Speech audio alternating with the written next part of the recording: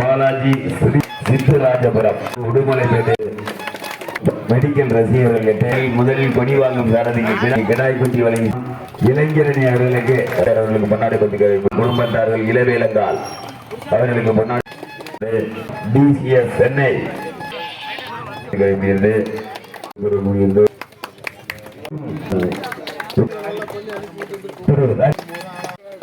முதல்